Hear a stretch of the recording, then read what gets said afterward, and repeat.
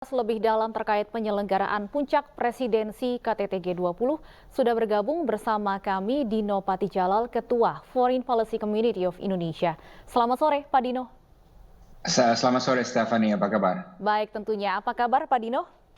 Kabar baik. Kabar baik selalu tentunya. Baik, Pak Dino, dalam pidato pembukaannya Presiden Joko Widodo menegaskan bahwa KTT G20 harus berhasil. Sebenarnya apa yang menjadi tolak ukur keberhasilan perhelatan KTT G20? Apakah kemudian jika tidak menghasilkan komunike ini masih bisa dikatakan berhasil? Mengingat suasana dunia yang sangat terpecah belah sekarang ini, kalaupun tidak ada komunike, saya yakin KTT G20 tetap dianggap berjalan dengan baik. Tapi itu pun kita melihat sekarang sudah ada tanda-tanda bahwa kemungkinan komunike itu akan terjadi. Jadi kalau saya melihatnya ada 3 ukuran bagaimana menilai performance dari Indonesia sebagai presidensi G20. Satu adalah menjaga keutuhan G20. Kan sebelumnya ada usaha untuk agar Rusia keluar lah dan lain sebagainya. Jadi dari G20 jadi G19 atau bahkan G13 dan lain sebagainya. Nah itu tetap terjaga keutuhan. Kedua ukurannya adalah bisa menghasilkan suatu komunike atau suatu kesepakatan bersama.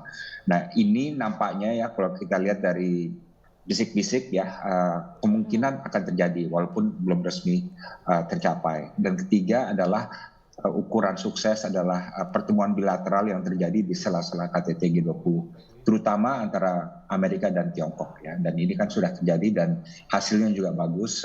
Nampaknya ada semacam kesepakatan ya. Walaupun tentu ada perbedaan pandangan antara Presiden Biden dan Presiden Xi Jinping ya. Jadi dari 3 ukuran itu menjaga keutuhan G20, mencapai suatu komunike bersama walaupun kita masih menunggu, dan dari pertemuan-pertemuan bilateral yang terjadi saya lihat KTT berjalan sangat baik ya, dan kita doakan semoga berhasil semuanya. Baik, tadi Anda mengatakan melihat ada tanda-tanda sebenarnya akan menghasilkan komunike, termasuk seperti yang Anda sebutkan tadi, mungkin Pak Dino, pertemuan Presiden Amerika Serikat dengan Presiden Cina? Benar, karena ini adalah pertemuan yang sangat strategis ya kan. Kalau di dunia barat Amerika yang menjadi pemimpinnya gitu ya.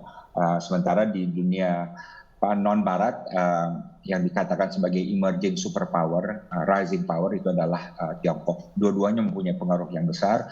Kalau mereka seperti Presiden Joko Widodo sampaikan, mereka itu berseteru, rivalitas yang tidak menentu dan semakin tajam, maka dunia akan kacau. Tapi kalau kedua negara besar ini akur dan bersedia untuk mengurangi rivalitas dan menjalani kerjasama, maka dunia akan semakin baik. Dan juga dampaknya pada perang di Ukraina, karena dari dulu kami berpandangan bahwa Tiongkok harus dirangkul ya, karena Tiongkok adalah negara yang paling berpengaruh terhadap Rusia sekarang, dan Tiongkok alhamdulillah sampai sekarang belum mengirim senjata untuk membantu Rusia dalam perang Ukraina. Jadi nampaknya ada semacam kesepakatan tertentu, paling tidak mereka berdua sepakat bahwa jangan sampai ada perang nuklir, penggunaan senjata nuklir taktis di dalam perang Ukraina.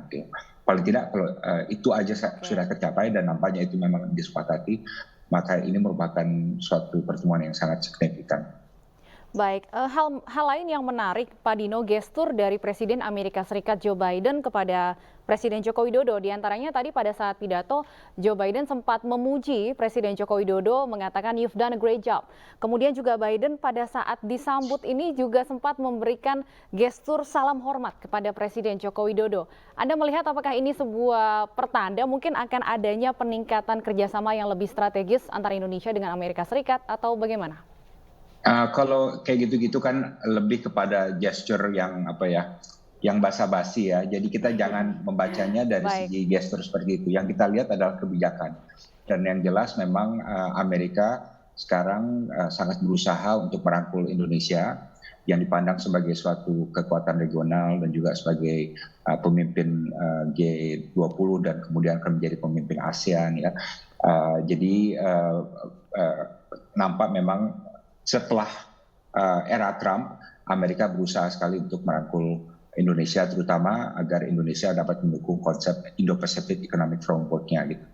Sementara dari kita juga menginginkan agar Amerika lebih aktif di kawasan, tapi juga lebih aktif dalam cara yang konstruktif ya, tidak membawa rivalitas mereka dengan Tiongkok dan lain-lain ke dalam kawasan kita, tapi lebih banyak mengikuti pemimpinan negara-negara ASEAN ya, termasuk Indonesia, untuk berkontribusi terhadap kawasan gitu ya. Jadi dari segi kepentingan nampaknya sekarang semakin align ya, semakin menjurus ke arah yang sama.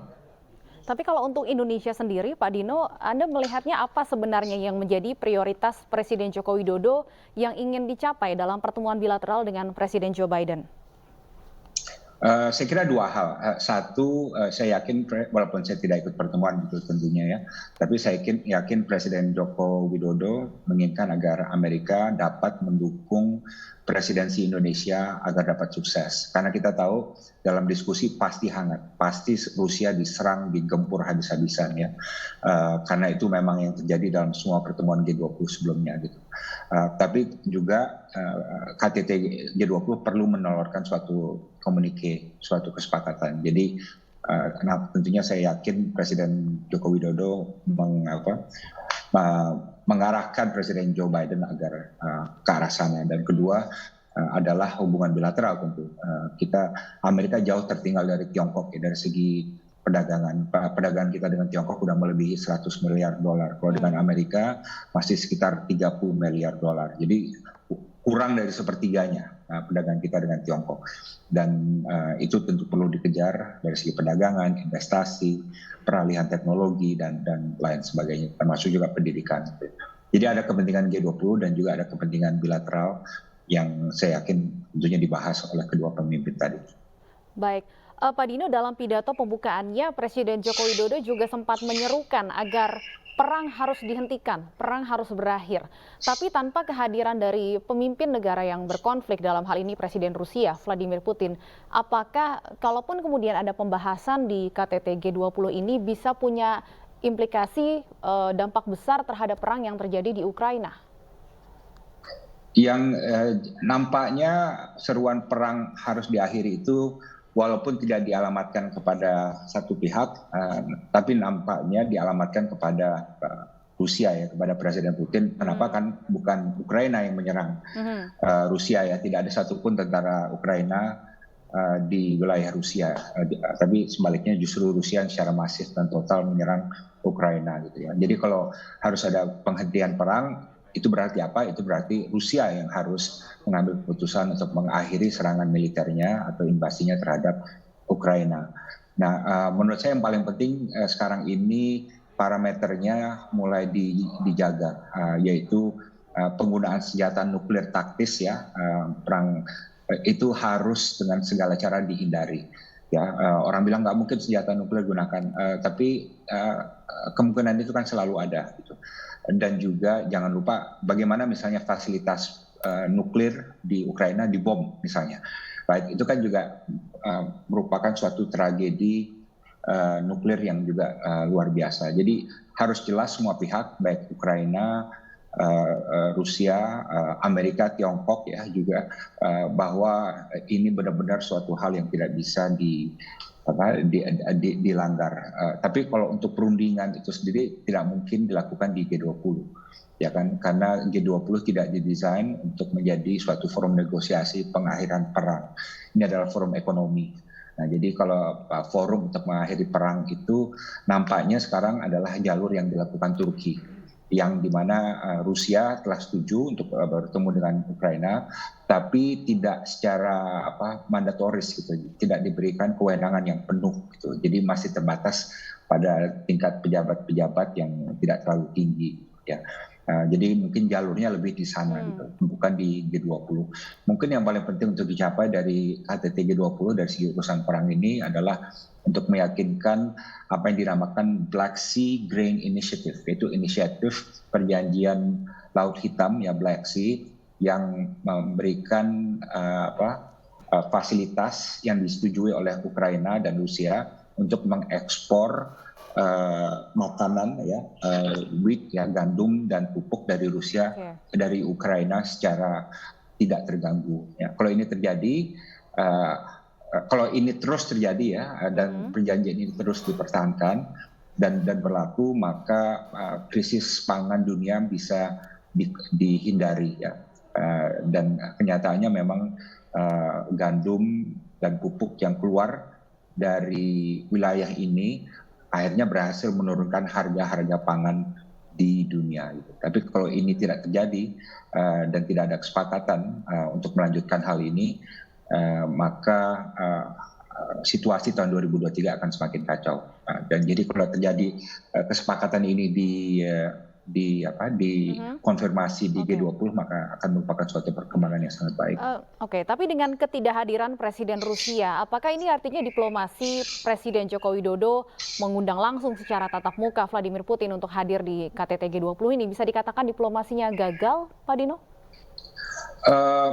Mungkin ada yang bilang gitu, tapi kalau menurut saya tidak, karena begini, mungkin karena itulah maka komunikasi akan terjadi gitu. Komunikasinya akhirnya bisa goal gitu, ya kan? Karena kalau ada Presiden Putin dalam KTT G20 secara fisik pasti ribut habis, ya kan? Pasti diserang habis-habisan oleh G7 dan negara Barat lainnya. Jadi pasti situasi jadi konfrontasional. Ya. Tapi dengan tidak hadirnya Presiden Putin, maka suasana agak lebih kalem ya, lebih cair gitu ya. Nah, mungkin inilah faktor di mana akhirnya kemungkinan ya kalau akan tercapai suatu komunikasi atau kesepakatan bersama mungkin karena faktor ini. Anda cukup optimis sepertinya Pak Dino akan tercapai komunikasi. Ini karena saya mendengar ini ya komentar dari kantornya Pak Erlangga misalnya, mereka menyatakan kemungkinan akan tercapai ya.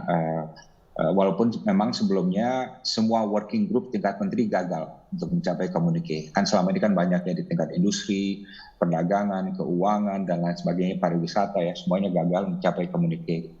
Jadi bisa diasumsikan KTT juga akan gagal. Tapi dari apa yang dinyatakan oleh kantornya Pak Erlangga, dan juga ada pemberitaan dari Financial Times, mereka katanya mendapatkan bocoran dari dalam, mereka bilang draftnya sudah ada sekarang.